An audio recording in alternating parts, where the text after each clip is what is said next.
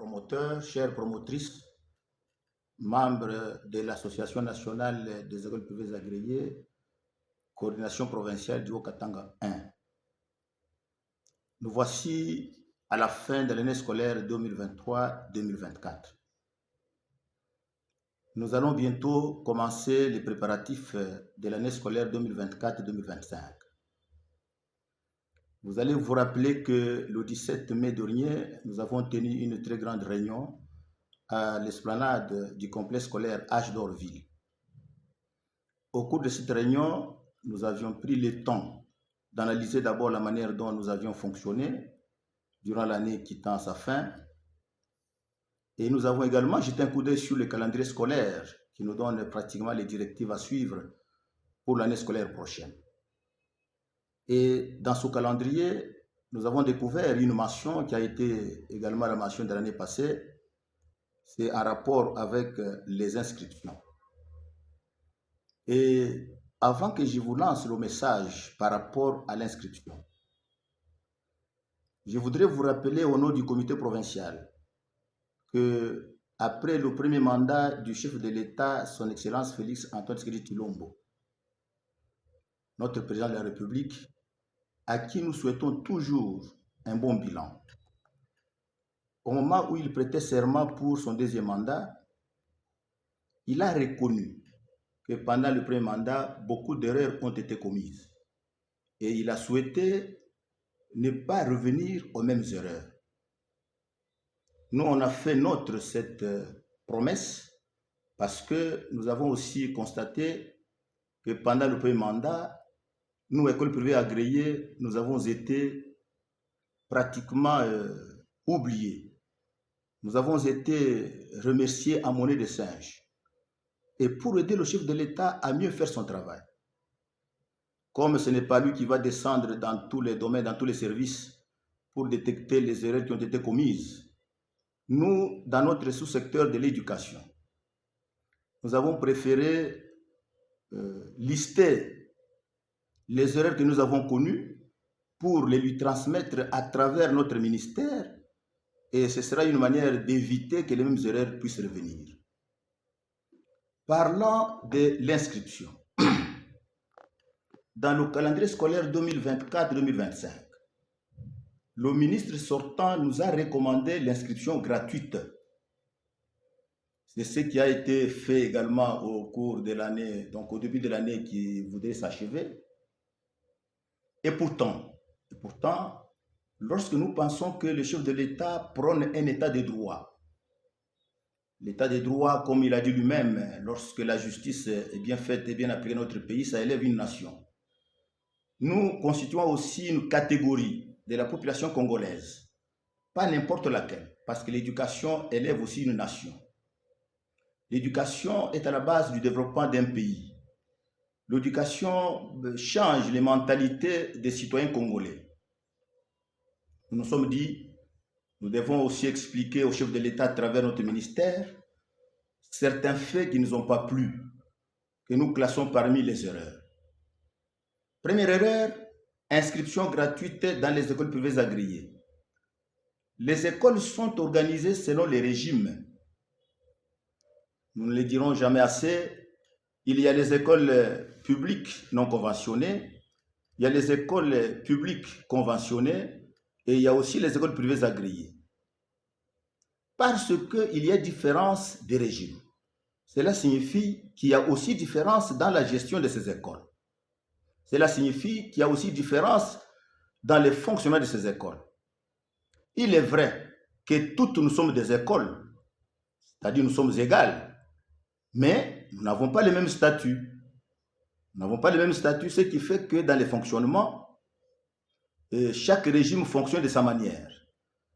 Parlant des écoles privées agréées, l'article 43 de la Constitution, alinéa 5, est vraiment très clair.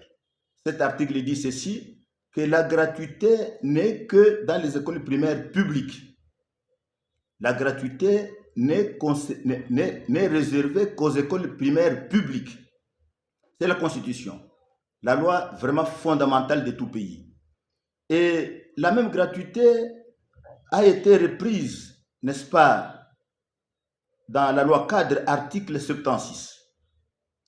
Et lorsque nous prenons l'article 76, on parle de la gratuité de l'éducation des bases.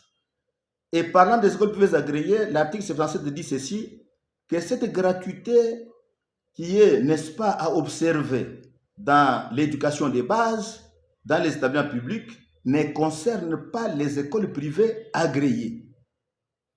Alors, nous nous demandons comment notre ministre sortant, un homme de droit, a voulu, n'est-ce pas, faire de nos écoles privées agréées des écoles publiques primaires.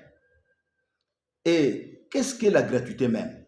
Si vous prenez notre loi cadre, l'article 7.18, c'est un article qui parle, c'est au chapitre 2, on parle de la définition des concepts.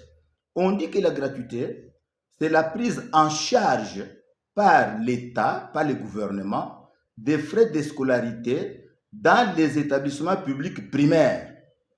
Donc, après cette analyse de ces quelques articles tirés et de la Constitution et de la loi cadre, nous ne sommes pas concernés par cette gratuité.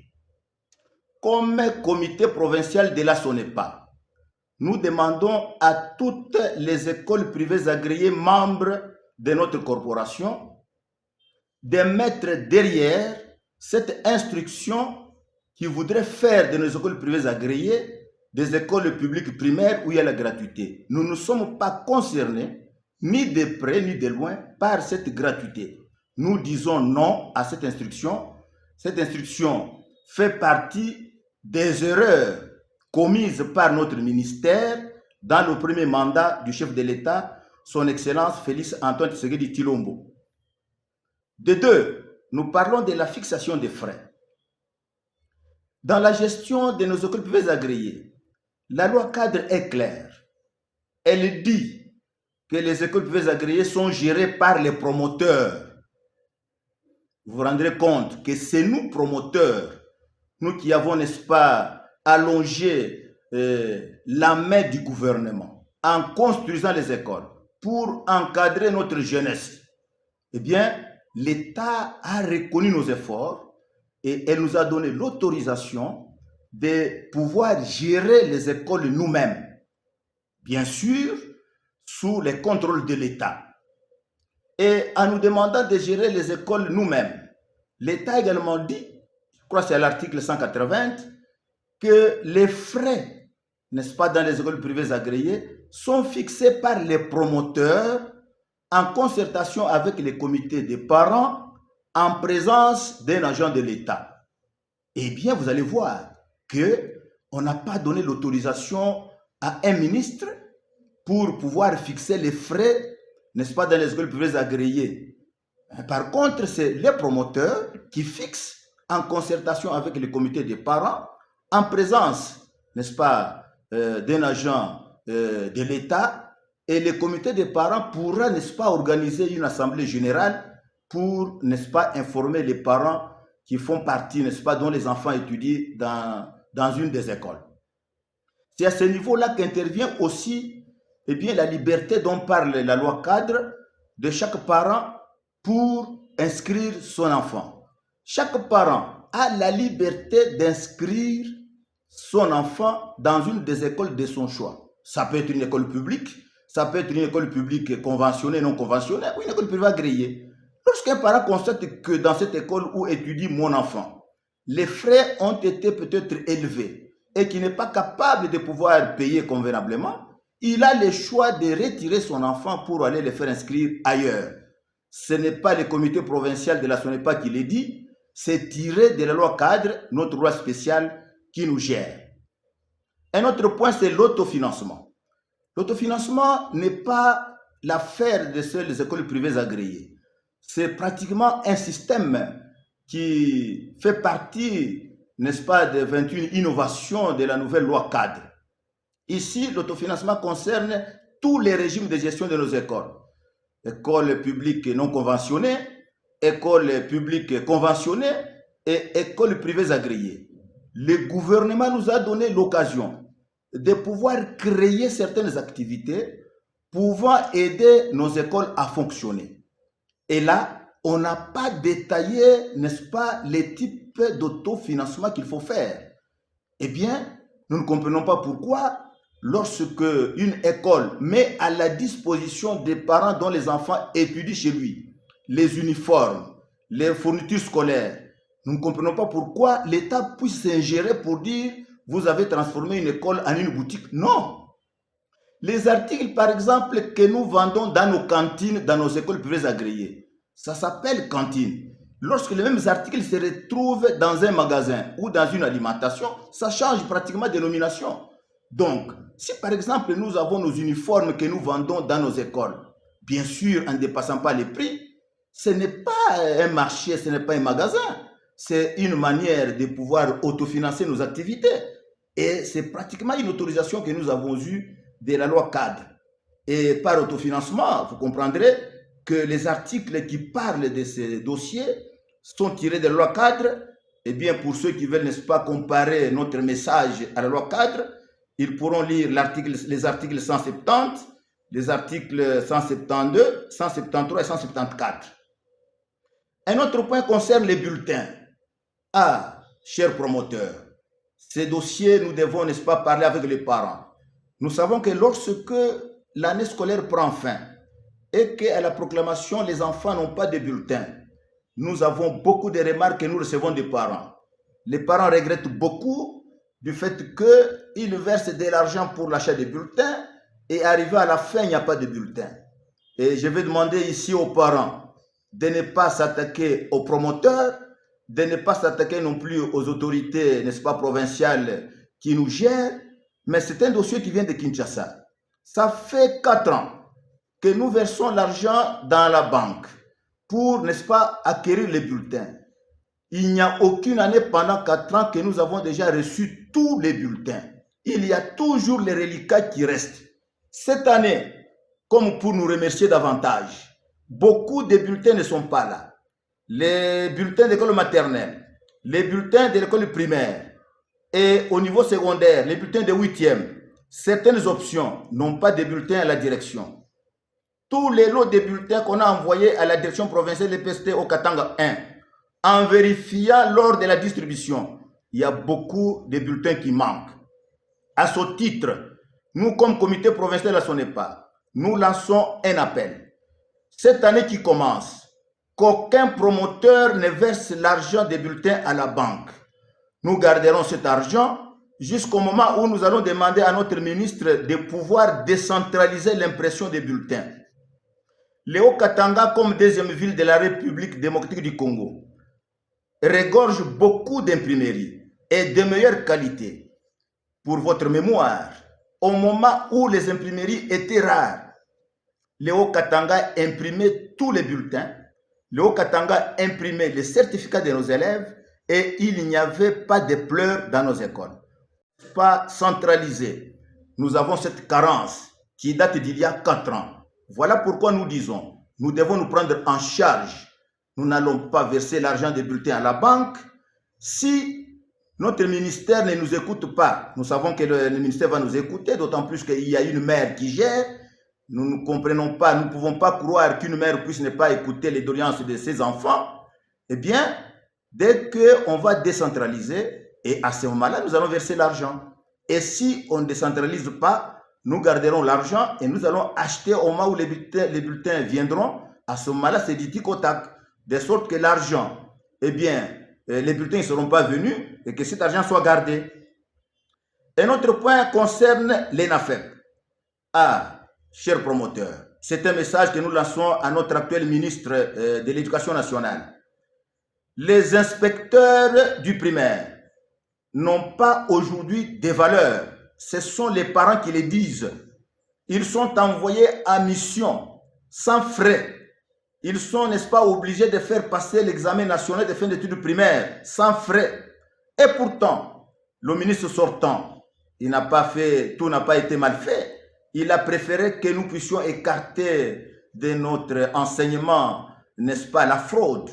Il a lancé un message, n'est-ce pas, qu'il voudrait que chaque acteur de l'éducation puisse lutter contre toute forme de fraude. Comment voulez-vous, pendant que nous luttons contre toute forme de fraude, que les inspecteurs aillent faire passer une épreuve aussi importante que l'ENAFEP, sans frais. Je me demande, moi, comme vice-président de la SONEPA, comment on peut lutter contre la fraude lorsque un grand responsable, qu'est l'inspecteur, lorsqu'un grand responsable, qu'un chef de centre, lorsque les grands responsables, qui sont les surveillants, doivent, n'est-ce pas, faire ce travail sans frais. Soit on demande aux parents de pouvoir contribuer, n'est-ce pas, à la préparation matérielle de cette épreuve, soit le gouvernement envoie ses frais avant la passation de l'épreuve. Ça fait 3 ans que les inspecteurs travaillent sans frais. Est-ce qu'on peut bien travailler? Alors, cette année, nous disons au ministre, à notre ministre, si par exemple il y a gratuité dans les établissements publics primaires, et si on disait à un parent, chers parents, les frais mensuels sont déjà pris en charge par l'État, et maintenant, pour l'ENAFEP, vous avez quand même à contribuer. Je ne pense pas qu'un parent puisse refuser. Alors, au lieu de sacrifier nos inspecteurs, au lieu, n'est-ce pas, de rendre leur travail ridicule, nous allons demander à notre ministre de revoir cette décision. La gratuité n'est pas seulement demander, n'est-ce pas, prendre toute la charge des parents. Non, la gratuité peut aussi s'expliquer en diminuant sensiblement les frais que les parents payent. Un autre point, c'est les journaux, ce sont les journaux de classe et les écussons. L'année qui arrive à sa fin, il nous a été, n'est-ce pas, interdit formellement de pouvoir vendre les journaux de classe. Et on demandait aux parents d'aller acheter chacun les journaux de classe, n'est-ce pas, dans des magasins. C'est très grave. Actuellement, les journaux de classe contiennent les règlements scolaires de chaque école. Étant donné que chaque école, toutes les écoles n'ont pas les mêmes règlements, eh bien, c'est chaque école, n'est-ce pas, qui adapte son règlement dans les journaux de classe. Et lorsqu'on demande aux parents d'acheter les journaux de classe dans des magasins, est-ce que les magasins connaissent les règlements intérieurs de chaque école? Non. Cette décision n'a pas été vraiment bienvenue. N'est pas bienvenue. Nous voulons demander à notre ministre de revoir aussi cette instruction. Il en va de même des écussons. L'écusson constitue un des éléments de l'identification d'un élève. Aujourd'hui, lorsque nous parcourons notre ville de Lubumbashi, nous rencontrons les élèves qui n'ont pas d'écusson. Et lorsqu'un élève connaît pratiquement un incident, on ne le souhaite pas, nous ne savons pas pratiquement localiser l'école de provenance de l'enfant. L'écusson, enfin, c'est un élément important. Nous voulons que tout cela soit aujourd'hui ici repris. Eh bien, il y a un dernier point que je vais évoquer ici. Il concerne les concours d'admission. Notre ministre sortant a défendu, n'est-ce pas, les concours d'admission dans des écoles. Nous savons que ce ne sont pas toutes les écoles qui organisent des concours. Mais pour les écoles qui organisent des concours-là, je ne pense pas que ce soit pratiquement une manière de sacrifier les parents. Quand bien même on peut demander quelques frais pour la participation au concours. Mais c'est une bonne manière de pouvoir sélectionner les élèves. Nous ne sommes pas sur le même modèle. Je crois que pour un bon encadrement de nos élèves, il faut quand même sélectionner les élèves. Eh bien, nous allons demander à notre ministre de pouvoir revoir tous ces cas. Et nous lui demandons également de pouvoir collaborer avec tous ses collaborateurs, de sorte que certains dossiers puissent lui être transmis et faire fonctionner notre système éducatif de bonne manière. Voilà les messages que nous voulions, n'est-ce pas, lancer à tous les promoteurs. Et pour terminer, je demande à tous les promoteurs de se concerter de manière, n'est-ce pas, à pouvoir faire une collecte d'argent et envoyer une délégation de promoteurs dans le but de pouvoir rencontrer notre ministre avant qu'il ne soit tard, de sorte que l'année prochaine, nous commencions, n'est-ce pas, l'année sans difficulté. Voilà, chers promoteurs, chères promotrices, le message que j'avais, n'est-ce pas, à vous transmettre. Restons sereins, unissons-nous. Eh bien, si nous ne le faisons pas nous-mêmes, personne ne le fera à notre place. Eh bien, nous vous disons merci de nous avoir suivis.